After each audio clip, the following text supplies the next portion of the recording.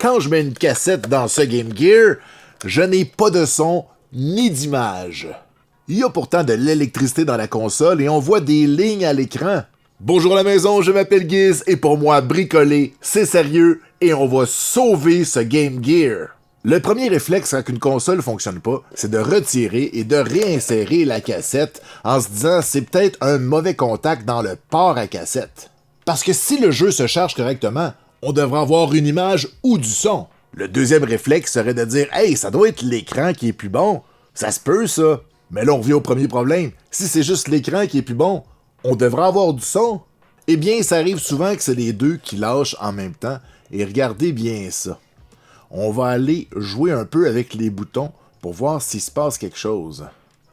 Et on voit qu'il y a des lignes. Si je penche mon écran, vous voyez, hein? Et là, je vais essayer d'être comme si je jouais à Sonic et d'aller vers la droite. On voit qu'il se passe quelque chose. On n'a plus de son, on a presque une image, mais au moins on sait que la console est fonctionnelle et on arrive à charger le jeu. On va aller voir ça de plus près en démontant la console. On a une vis spéciale, 4.5 mm avec un tournevis de sécurité. C'est le même que pour les Super Nintendo ou les consoles de Nintendo 64.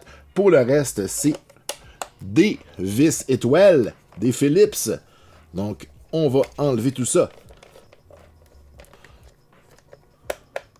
Il faut aussi enlever les deux ports à batterie parce que, il y a des vis de cachées. Il y en a une ici. Et une ici. On peut maintenant ouvrir la console pour aller voir si on a un visuel sur le problème. Et, classique. Les condensateurs de la Game Gear étaient de basse qualité et la plupart des consoles aujourd'hui, faut les remplacer parce qu'ils ont tous coulé.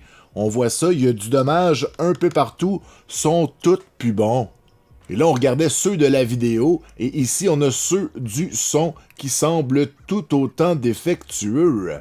J'avais prévu le coup en achetant un kit de condensateur neuf qui venait même avec une bite 4.5 mm si jamais je n'avais pas une.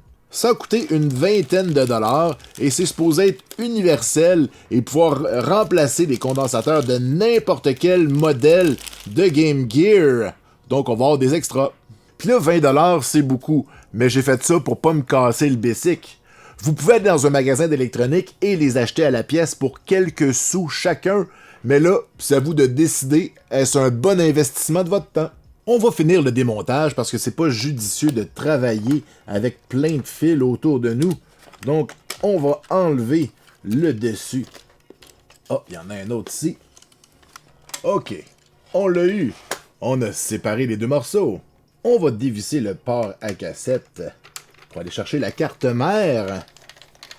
On a deux longues vis. C'est toujours le cas. Les deux longues vis, c'est toujours celles qui tiennent les cassettes. Alors, on en a une dans le coin ici. Une dans l'autre coin. Une à côté de la roulette ici. Je sais pas si c'est celle du son ou celle de l'image. Dans le coin en haut à droite. Il y en a une par-dessus. Et voilà.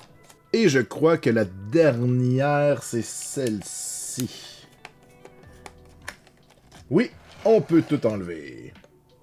On va aussi aller chercher les deux boards de l'autre côté. Donc celui-ci, c'est pour le son. Celui-ci, c'est pour le courant directement. L'alimentation.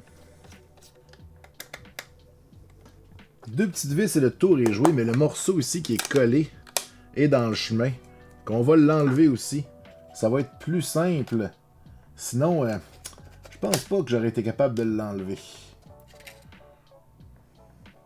On fait la même chose de l'autre côté. Je sais pas s'il va falloir que j'enlève ce morceau-là ou si je vais être capable de le contourner. On va regarder.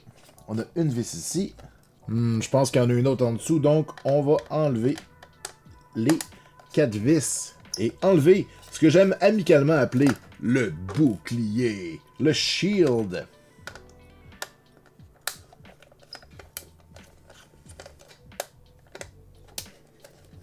On enlève ça. Et là, on a accès à la dernière vis. Et on peut enlever le dernier circuit. Ta-da-da-da. Honnêtement, l'intérieur est relativement propre. Je sens pas le besoin vraiment de le nettoyer. Si vous êtes des pros de la propreté, gênez-vous pas, mais moi, mon objectif, c'est de sauver l'électronique. Fait que là, on doit identifier le modèle à partir de ce qu'on voit. Le modèle est ici 837-9024. Ça devrait nous permettre d'identifier lesquels on a besoin. Ah, mais dans notre cas, c'est pas nécessaire parce qu'on a un kit supposément universel, puis ben, si jamais il en manque, je pigerai dans ma réserve. Là, le problème, c'est qu'ils sont collés et soudés. Donc, ce que j'aime bien faire, c'est d'enlever la colle délicatement comme ça. Comme ça, après ça, je peux le dessouder. Faut faire attention pour pas arracher les tracks. Faut juste décoller le top. Je mets un petit peu de flox. Puis je chauffe. Des fois, quand ça veut pas, je rajoute de la soudure. Puis après ça, c'est plus facile. Ah oui. Méchant. On peut nettoyer le dégât avec de l'alcool à 99%. Peut-être qu'un petit coup de brosse à dents, ça sera pas de trop. Et on doit faire très attention à la polarité parce que les condensateurs ont un négatif et un positif. Donc je mets le négatif à sa place. Et le positif. Faut aussi faire très attention pour que on place nos condensateurs d'une manière à ce que la boîte puisse se refermer. Bon, celui d'en haut ici, c'est un des plus désagréables. Et là. Comment est-ce que je le tasse? Ok, je l'ai soulevé. On va essayer de le dessouder. Ma pointe va à peine rentrer. Et là. S'il te plaît. Et on l'a eu. On nettoie encore notre bordel. Il est important de savoir qu'on doit respecter les valeurs en termes de farad. Donc ici, c'était un 100 UF. Mais pour les volts, tant qu'on est au-dessus de l'autre valeur, ça va aller. Et là, on veut s'assurer de ne pas être dans le chemin et que ça soit assez court les pattes. Good enough. Il y a aussi plusieurs écoles de pensée. Il y en a qui préfèrent enlever toutes les pièces, nettoyer, puis ensuite ça, ajouter les nouvelles. Moi, j'aime mieux y aller à mesure, comme ça, je suis certain de ne pas me tromper. À part peut-être pour ces deux-là qui sont collés, on va les faire en même temps. On décolle. On décolle. On va mettre du flox cette fois-ci. J'en ai pas mis dans le coin parce que je me rendais pas. On va espérer que ça se dessoude facilement.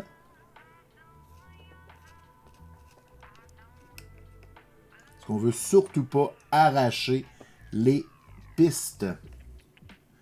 Sinon, on allonge la vidéo à 1 heure. Bon. Je pense qu'on a des belles pistes. On va nettoyer ça un petit peu. C'est important de nettoyer parce que je rappelle que les condensateurs, ils ont coulé.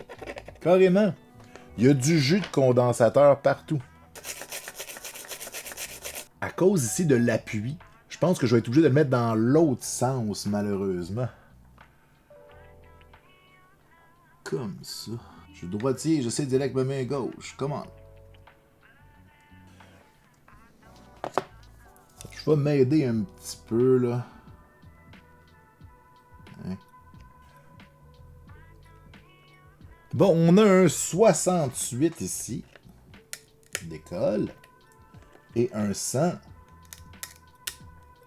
Décolle.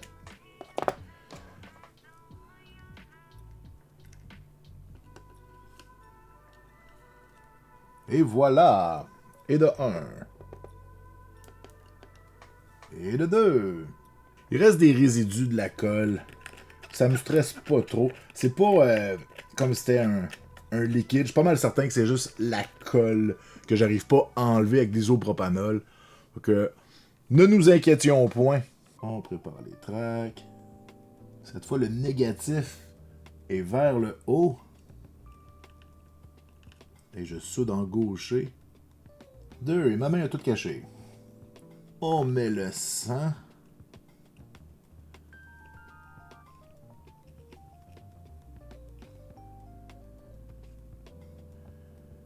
Là, faut faire attention parce que ceux-là s'en sont aussi. Ils n'ont pas l'air. Mais ce sont aussi des capacitors, des condensateurs. Et là, que c'est petit. On y va. On est capable. Le problème, c'est de filmer en même temps. Puis de souder en gaucher dans mon cas. Et là, un. Et le deuxième, c'est par en haut. Comment je fais ça? Yes! Là, tu parles. On arrive au bout de nos peines. J'ai peut-être exagéré un peu. Sur l'étain. Bon, on a le 0,47 microfarad. Depuis tantôt, je dis des farad, hein, vous comprenez, on est tous en microfarad ici.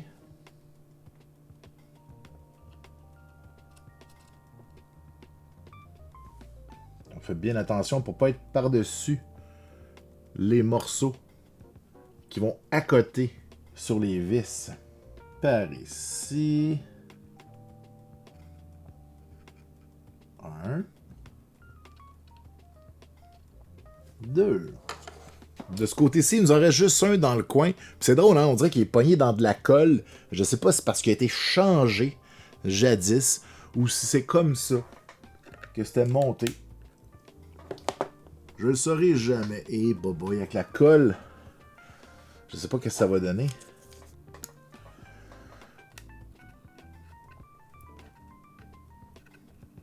Surtout pas arracher les pistes. Je pense que je l'ai eu, mais là, il va falloir que je gratte un peu. Bonne nouvelle, ça s'enlève. Yeah! On nettoie. Les petits résidus de colle ne me stressent pas. On peut vivre avec. Quelle est la valeur ici? 10 microfarad.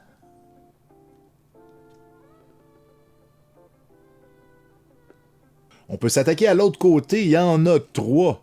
2 en haut, puis 1 dans la colle. On va finir par le plus désagréable. Donc, on va faire les 2 en haut. Ce sont les 2 des 10 microfarad.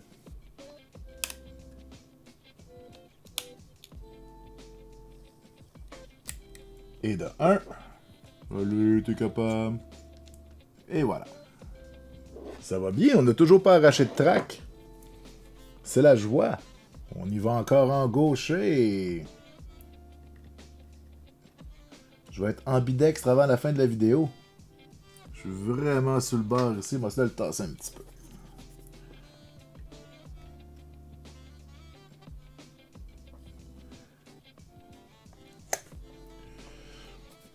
Et on fait attention de ne pas être devant le rond ici. Parce que le plastique va à côté, là. Il nous reste le dernier qui est pogné dans le col. Super. Perk. Ah, c'est pas si pire. Ah oui, t'es capable. Toi, tu viens. Puis toi, tu suis. Yes. Ok, gelé, c'est la colle qui le retient. Wow! Merveilleux. Dernier condensateur. Yeah! Hein? C'est-tu pas beau, ça? On va s'attaquer maintenant au son, et là, ça va être une partie de Tetris. Parce que tout est serré ici, c'est vraiment l'enfer. On va essayer de toutes les enlever. Puis après ça, ben, on va essayer de rentrer nos nouveaux qui sont beaucoup trop gros, je pense. Ça va se gérer. Ceux-là, on est mieux de les enlever en tournant. Comme ça, on va pas briser les tracks. Doucement. Merveilleux. Je sais pas si vous avez des suggestions pour les enlever mieux que ça. Moi, c'est toujours la façon que j'ai faite pour les Game Gear. C'est pas idéal, mais j'endommage pas les tracks. Je m'attaque vraiment juste au condensateur lui-même, qui de toute façon est pour les poubelles. Et ensuite, ça me donne accès pour être capable de dessouder le reste. Et le 4. Et le dernier. Merveilleux. Fait que normalement, on peut enlever le plastique. Non. Bon. On a réussi à enlever le tout. Un petit nettoyage.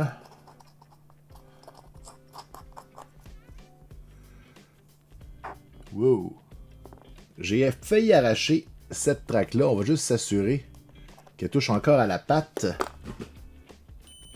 Phew, on n'a rien brisé. On va maintenant tout préparer. Encore une patte ici. Une autre là.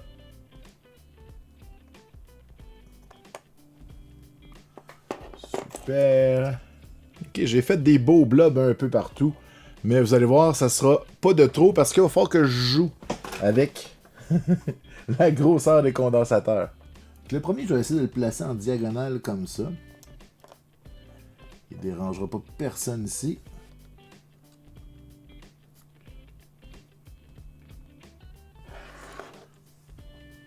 Lui, on va le mettre ici. Je pense que ça rentre. On va voir, sinon on le bougera.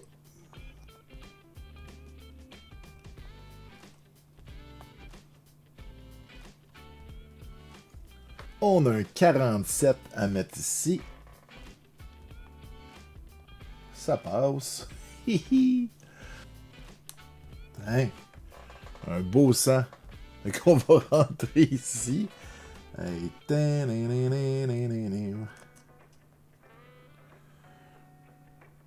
Et il en reste une dernière. C'est une 100 aussi. Ok, on va y aller comme ça. Tout ici. En espérant que tout rentre. Il nous reste plus que le powerboard qui contient seulement 3 condensateurs. On va y arriver. Cette fois-ci, les condensateurs sont soudés par en dessous. Fait que, ben, on va les dessouder. Ok, le petit, c'est lui. Bon, c'est pas grave, je les ai soudés ensemble. On va tout aspirer ça. Les deux autres, c'est eux autres.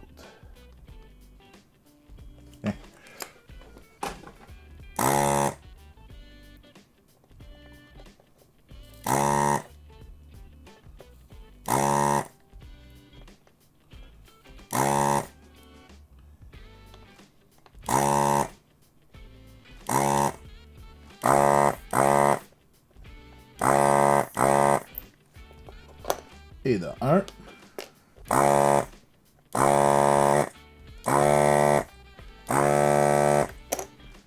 Et de 2. Et de 3. Un petit peu de nettoyage.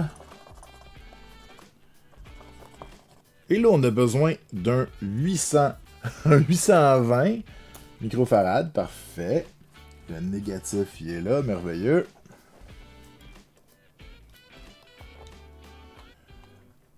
Ensuite,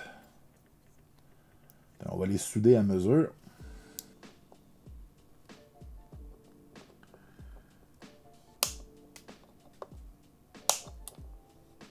Ensuite, on a un 100 microfarad. C'était écrit Powerboard sur celui-là. Parfait. Le négatif est là. Merveilleux.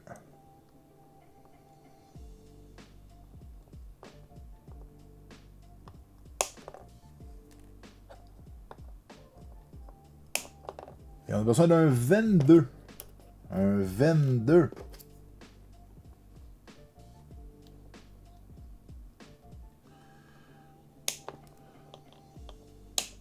Ça va faire la job. Quand je vous disais que c'était un kit universel, il me reste 4, 8, 9, 10, 11 condensateurs que j'utiliserai même pas. Bon, on remonte tout ça et on espère que c'était ça le problème. Est-ce que ça va rentrer? Je pense que oui. Oh, on est bon. Puis de l'autre côté, ça devrait aller aussi. Merveilleux. Et là, faut se rappeler de où vont les choses. Sinon, on a juste à réécouter la vidéo. Filmez-vous quand vous défaites des choses. Comme ça, si jamais vous faites une erreur, vous pouvez regarder comment c'était avant. Petit conseil. 2 vis pour celui-là aussi.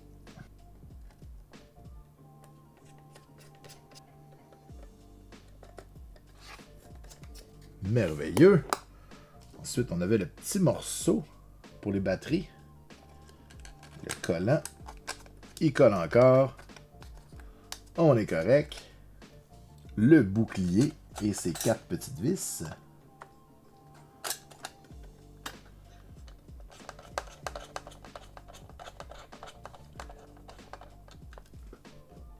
Ça se peut que j'oublie une vis.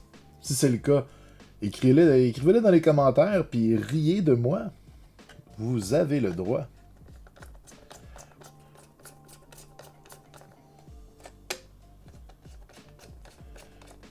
Merveilleux. On n'oublie pas de rajouter le bouton. J'aurais peut-être dû le rajouter avant. Je vais avoir de la misère à le remettre. Ouais, on va dévisser. Parce que sinon, on pourrait l'endommager. Faut le mettre en même temps.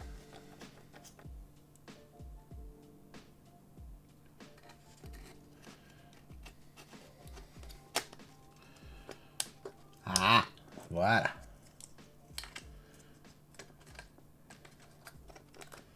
On voit que le shield embarque un peu par-dessus, mais ça a l'air d'être correct. Ça passe flush.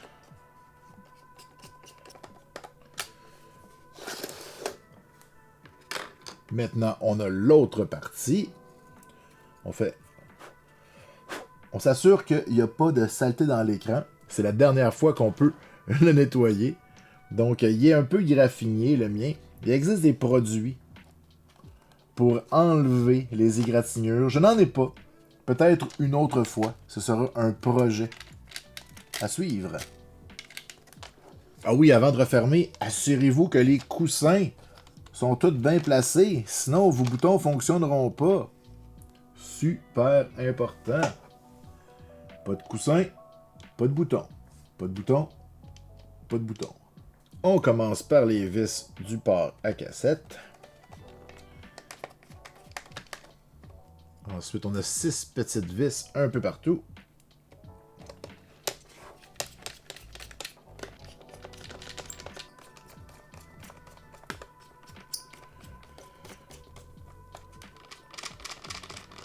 On peut maintenant rebrancher les fils. Là, c'est fatigant. Un coup qu'ils sont branchés, ça tient un peu dans les airs.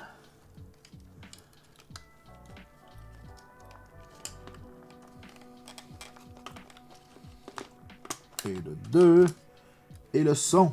On veut le son.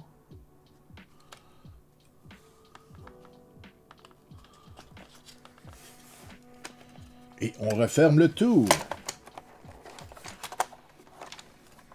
On met les vis à l'arrière. Bon, vous avez déjà vu ça. Je vais pas toutes vous les montrer. Hein? C'est bon, ça. La vis de sécurité.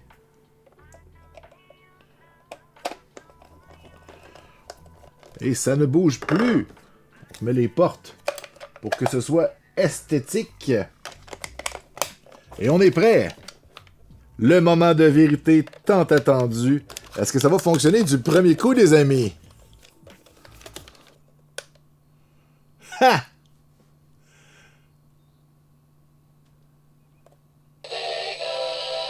Wahoo!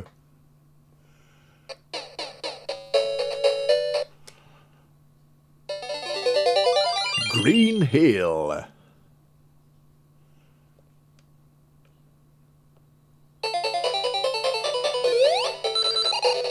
Ah! Les couleurs sont super belles! On a gagné!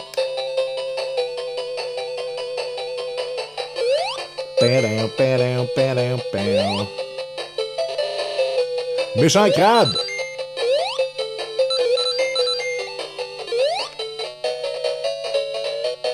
Oui! C'est vrai, j'aurais dû mettre en boule.